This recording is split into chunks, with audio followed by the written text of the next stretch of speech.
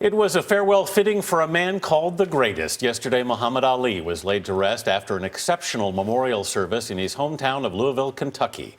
The three-time heavyweight boxing champ died last week at age 74 after a 30-year fight with Parkinson's disease. An estimated 100,000 people chanted his name and tossed flowers on his hearse. Former athletes and celebrities joined in the 3-hour-long memorial. David Begnaud is in Louisville with more. David, good morning.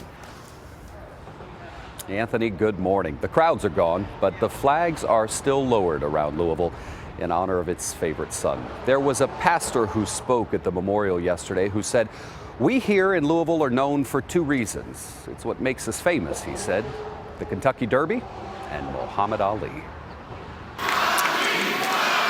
It was a ceremony designed for the greatest. Assalamu alaikum. Peace be upon you. A message of inclusiveness for all faiths and all ages. My name is Ali Di Nicola. I was born on Muhammad Ali's birthday. He used to call me the little greatest. We can all learn from Muhammad's example of kindness and understanding. Two of Ali's 9 children spoke at what they called a celebration of their father's life.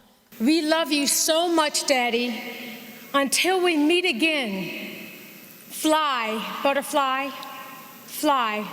President Bill Clinton eulogized the man whose boxing career was matched only by his passion for social justice. He decided that he would not be ever disempowered.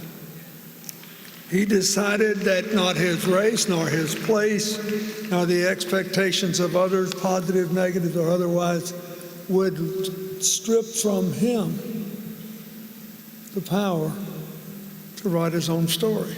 Close friend and comedian Billy Crystal reminded us of the levity behind Ali's stoicism. He was beautiful. He was the most perfect athlete you ever saw, and those were his own words.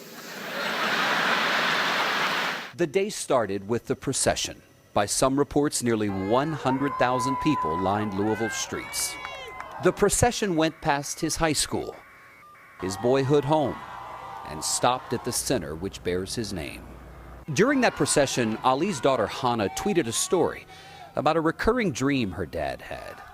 When he was younger, she recalled her father saying, "I used to dream that I was running down Broadway in Louisville, Kentucky, and all of the people were gathered in the street waving at me and clapping and cheering my name. Ali, Ali. I waved back, and then all of a sudden I just took off flying.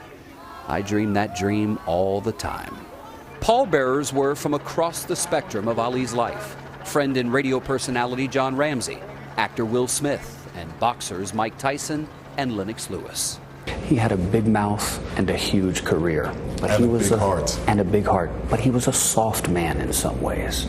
Yeah. What do you take away from that? He loved people. He cared for people. He wanted to bring people together. And, you know, he looked at himself as a person really doing God's work. Celebrities like Lewis had a front row seat, but it was the fans who filled the sports arena in downtown Louisville and lined the streets to honor the man who once said, "Service to others is the rent you pay for your room here on earth." It's just been a wonderful experience to be here today to celebrate his homegoing. This brash young man who thrilled us, angered us, confused, and challenged us ultimately became a silent messenger of peace, who taught us that life is best when you build bridges between people, not walls. We'll end with how the story of Ali's career, at least his passion for boxing, started. He was a young boy, Cassius Clay, known then, the name he was given at birth, when his bike was stolen.